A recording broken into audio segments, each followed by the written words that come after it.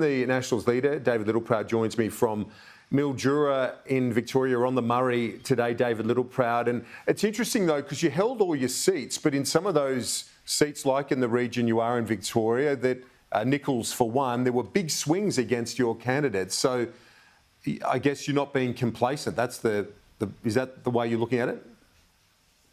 Oh, definitely. Look, we're proud of the fact that Nationals held on to all our seats at a federal level at the last election. But within those results, there's some worrying trends.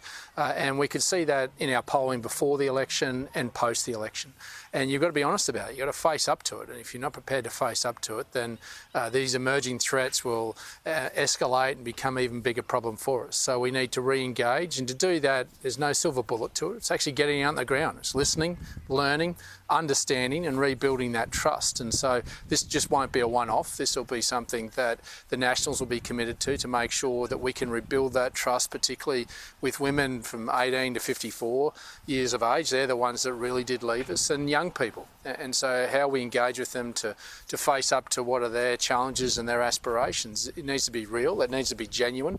And the only way it can be genuine is being on the ground. That's the only way politicians can actually understand who they're there to represent. And we have a purity of purpose. We're not interested in representing city people. It's only regional rural Australia. We don't have to compromise because of that, because we've got city members on some of those values, but it's important we get it right and we come back to Canberra with this thing called common sense.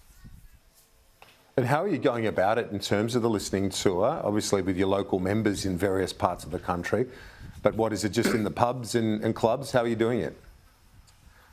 A bit of everything, all of the above. And what we've done is engage with local groups, local female groups, the women's groups that are there that have challenges within their community, ranging from childcare, healthcare, aged care, right through to young people. We're engaging with those in universities. Some of these larger regional centres have universities here, and we're meeting with some students tomorrow about what are their challenges and making sure that young people can be educated in place, but also things around substance abuse and having support there in regional rural areas, making sure that the policies that we formulate are fit for them and fit for the future for regional Australians, particularly women.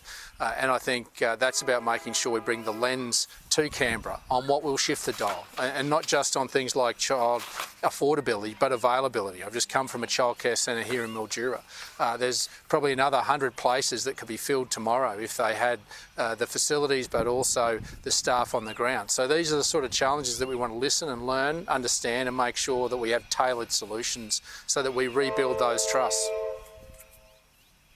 We've got the Treasurer, Jim Chalmers, 3 weeks away from his first budget. Yesterday he was talking to us about the need to look at the UK and learn from the experiences there. Do you concede that it is going to be a time for fiscal restraint and not too much support in terms of sending money out the door? Because obviously people are hurting with cost of living, but the government is hamstrung as to what it can do right now. Well, it comes down to priorities. There's only a finite amount that goes around. We knew that.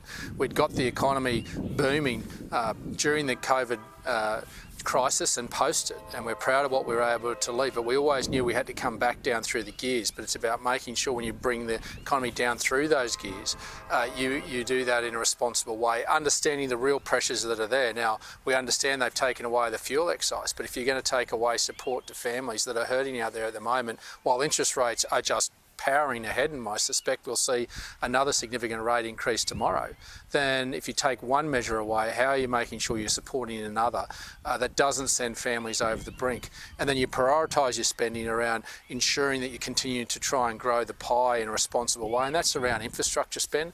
I just fear that regional Australians are going to cop this in the neck twofold. One, in cost of living pressures, because we drive more than anybody.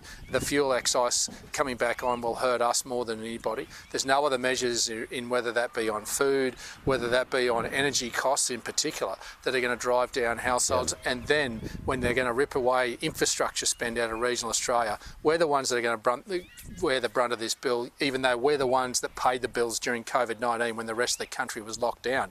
It just doesn't seem as though they think about us. We feel as though we're the forgotten Australians when we're the ones that have driven this economy, kept the economy going. I think the Treasurer is just out of touch, not only with families, but also regional and rural Australians.